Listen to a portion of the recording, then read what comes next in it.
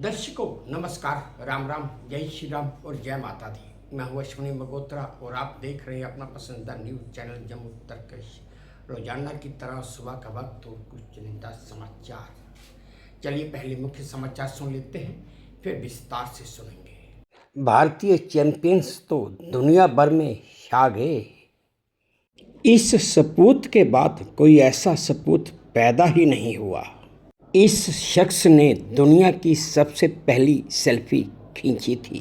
सिर्फ कुत्ते ही नहीं और जानवरों से भी रेबिस हो सकता है।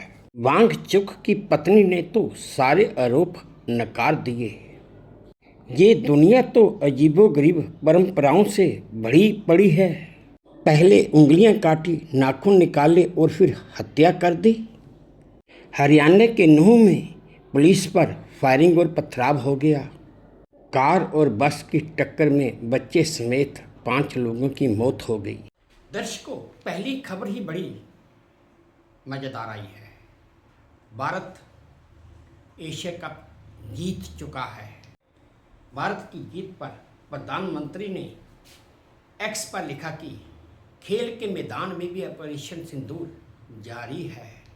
भारत ने 9वीं बार ये खिताब हासिल किया है।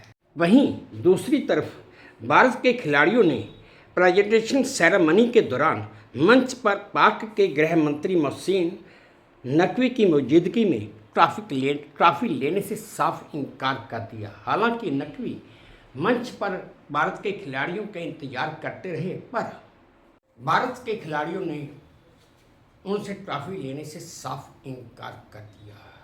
हालांकि भारत एशिया कप जीत चुका है, जाहिर है कि ट्रॉफी तो भारत की ही है। अब पूरा भारतवर्ष अपने चैंपियनों का स्वागत करने के लिए बेताब और तैयार खड़ा है। कल दर्शकों शहीद आजम सरदार भगत सिंह जी की 118वीं जयंती थी, जो पूरे देश में बड़े धूमधाम से मनाई गई। एक बात तो तय है, इस जैसा सपूत न पहले पैदा हुआ था और न भगत सिंह के बाद कोई पैदा हुआ है। पर क्या आप जानते हैं कि फांसी पर चढ़ने से पहले सरदार भगत सिंह ने एक पत्र भी लिखा था, और ये पत्र उर्दू में था। और ये पत्र जब उनको फांसी दी जा चुकी थी उसके बाद बहुत मशहूर हुआ था, और वो भी खास करके उस वक्त के युवाओं में। सरदार भगत सिंह ने खत में लिखा था कि स्वाभाविक है कि जीने की इच्छा मुझ में भी होनी चाहिए और मैं इसे छिपाना भी नहीं चाहता हूँ, लेकिन आज मैं एक शर्त पर जिंदा रह सकता हूँ, कैद होकर या पाबंद होकर ना रहूँ। मुझे तो बस अब आखिरी परीक्षा का बड़ी बेसब्री से इंतजार है। दर्शकों, क्या आप जानते हैं कि दुनिया में सबसे पहली सेल्फी किसने ली थी? कौन से साल या कौन से सन में ली थी? मैं बताता हूँ कि दुनिया में सबसे पहली सेल्फी अमेरिका के पेंसिल्वेनिया निवासी कार्नेलियस ने ली थी। इनकी उम्र उस समय 30 साल थी, और ये सेल्फी सन 1839 में उन्होंने अपने पिता की फिलाडेल्फिया स्थित जहाँ पर उनकी दुकान थी, उस दुकान के पिछले हिस्से में कैमरा लगाकर पहले कैमरे का लेंस बाहर निकाला, फिर कैप हटाई और एक फ्रेम अपने आगे करके उसके सामने वो 5 मिनट खड़े रहे थे। दर्शकों, ये जो तस्वीर आप अपने स्क्रीन पर देख रहे हैं, ये उन्हीं कार्नेलियस की है जिन्होंने पहली सेल्फी ली थी। और जैसा मैं बता रहा था कि वो 5 मिनट कैमरे के सामने खड़े रहे थे और फिर उन्होंने कैप वापस लेंस पर लगा दिया था, और उसके बाद जो कैमरे से फ़ोटो आई थी उसे आने में 3 मिनट लगे थे। और ये वही तस्वीर थी जो आपने चंद सेकंड पहले अपने मोबाइल पर देखी है। यूँ तो 99% यानी कि 99% केसेस रेबिस के केसेस कुत्तों के काटने से होते हैं, और भारत में भी ऐसा ही है। लेकिन क्या आप जानते हैं कि कुत्तों के अलावा और कौन कौन से जानवर हैं जिनके काटने से रेबिस हो सकता है? कई लोग घरों में पालतू बिल्लियां पालते हैं। अगर उन बिल्लियों को वैक्सीन ना लगी हो तो उनके काटने से भी रेबिस हो सकता है। और चमगादड़ों के काटने से रेबीज का खतरा तो बहुत ही ज़्यादा होता है।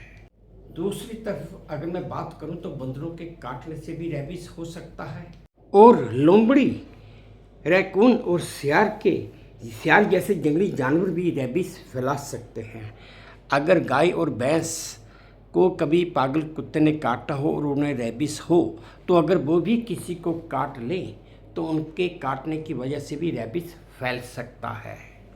पर्यावरण और सामाजिक कार्यकर्ता सोनम वांगचुक की गिरफ्तारी के बाद उनकी पत्नी ने सारे आरोपों को नकार दिया है।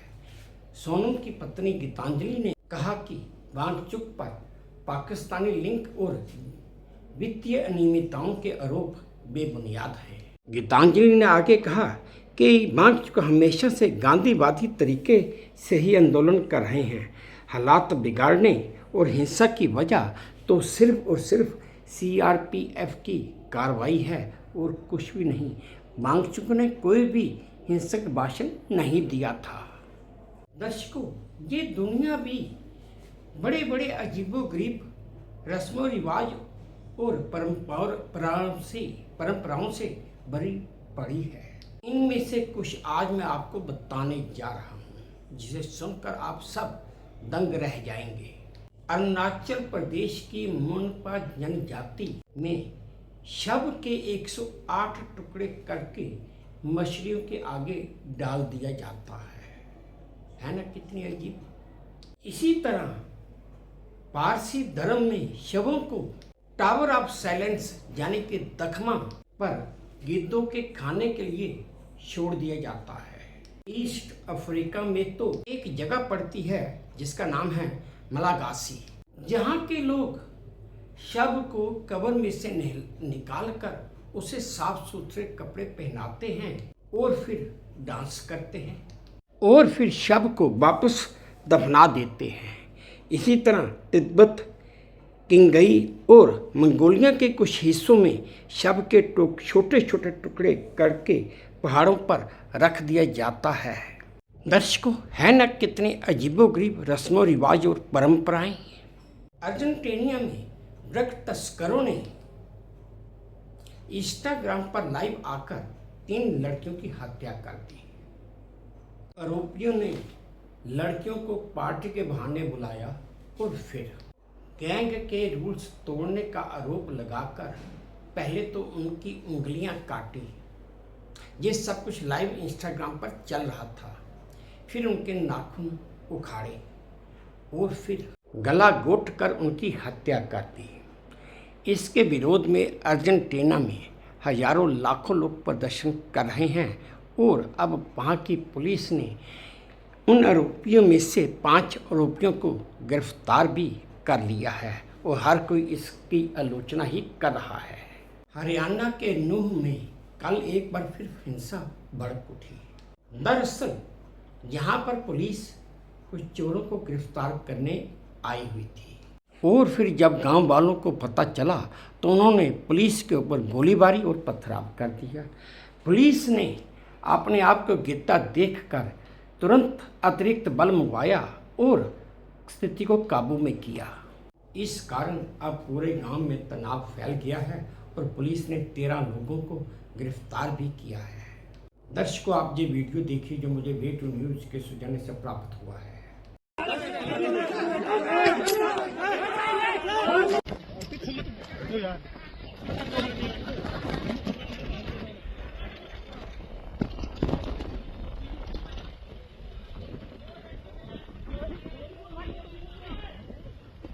धीरे धीरे बोलो। रुक जा जनाब, ये एकदम बात जाऊंगा मैं, एकदम बात नहीं है। एक राउंड फूट जाएगा ना ना 4-5 वीडियो बना रहे हैं। राउंड है देखियो तो मारो, एक पावर और देख, एक पावर और देख, सीधा मारना, सीधा सीधा सीधा मार, सीधा मार, सीधा मारना। राउंड जे मरा ही राउंड जे मरा। रुको दर्शकों, आज का आखिरी चुनिंदा समाचार ये है कि लखीमपुर खीरी जिले में सीतापुर हाईवे ओयल पुलिस चौकी के क्षेत्र में एक बस और एक कार में भिड़ंत हो गई। हादसा इतना खतरनाक था कि इस हादसे में एक बच्चे समेत 5 लोगों की मृत्यु हो गई। सूचना पाकर पुलिस पहुंची तो पुलिस ने शवों को पोस्टमार्टम के लिए भेजा और आगे की कार्रवाई शुरू कर दी। दर्शकों, आप ये वीडियो देखिए जो मुझे वे2 न्यूज़ के सौजन्य से प्राप्त हुआ है। जान गई है, क्या पूरा मामला है? देखिए, आज सुबह ओयल मोड़ पर एक डेड एंड है जहाँ पर कंस्ट्रक्शन चल रही थी। सड़क के एक तरफ, दूसरी तरफ सिंगल साइड पे आना और जाना बोथ वे ट्रैफिक चल रहा था। वहाँ एक रोडवेज की बस और एक ओमनी बस, दोनों में भिड़ंत हुई है, हेड ऑन कोलिजन हुआ है। तो जो रोडवेज में पैसेंजर्स थे उनको तो कोई चोट नहीं आई है, लेकिन जो ओमनी बस में लोग थे उसमें काफ़ी ज़्यादा चोटें आई हैं। लगभग 5 पुरुष ऑल मेल की डेथ हुई है, जिसमें एक 2 साल का बच्चा है, और 6 पेशेंट्स को लखनऊ रेफर किया गया है। तत्काल उनको यहाँ लाया गया जिला अस्पताल में, प्रारंभिक ट्रीटमेंट उनको दिया गया। उसके बाद उनको लखनऊ रेफर कर दिया गया है। लखनऊ में भी हमारी बात हो गई है और यहाँ 3 पेशेंट्स का इलाज चल रहा है, जिसको हमने और कप्तान साहब ने जाकर के देख लिया है और उनके अच्छे ट्रीटमेंट के निर्देश दे दिए हैं। हम लोग ये भी दिखवाएंगे कि कैसे ज़्यादा से ज़्यादा कॉम्पनसेशन परिवार वालों को दिया जा सके। यहाँ पे सबके परिवार वालों को बुलाया जा चुका है और ट्रीटमेंट चल रहा है। इसके अतिरिक्त हम लोग वहाँ जहाँ एक्सीडेंट हुआ था उस साइट पर भी जा रहे हैं। अभी यहाँ से सीधा वहाँ जा रहे हैं देखने के लिए कि एग्जैक्टली इसको कैसे कारण को दूर किया जाए ताकि अब और कोई एक्सीडेंट ना होने पाए। मैम 14 लोग 15 लोग सवार, वैन में 15 लोग सवार थे। सर, डग्गा मार वाहनों में कंट्रोल नहीं हो पा रहा लखीमपुर ये डग्गा मार वाहन नहीं था, ये डग्गा मार वाहन नहीं था, ये ओमनी वैन थी जो कि सीतापुर से यहाँ आ रही थी और रोडवेज की बस यहाँ से लखनऊ जा रही थी। मैं 15 लोग सवार थे जी। दर्शकों, ये थे आज के कुछ चुनिंदा समाचार जो मैंने आप सबके साथ साझा किए। उम्मीद करता हूँ आपको ठीक लगे होंगे। अगर ठीक लगे हैं तो मेरी वही प्रार्थना कि प्लीज़ मेरे इस चैनल को लाइक कर दीजिए, शेयर कर दीजिए और सब्सक्राइब भी कर दीजिए। और हाँ, अपने कमेंट्स मेरे कमेंट बॉक्स में जरूर डालिए ताकि मैं उन्हें भी ध्यान से पढ़ सकूँ। बस अब इसी उम्मीद के साथ आप सबसे विदा लेता हूँ कि आप अपना भी ध्यान रखेंगे, अपने देश का भी ध्यान रखेंगे। जय भारत और धन्यवाद।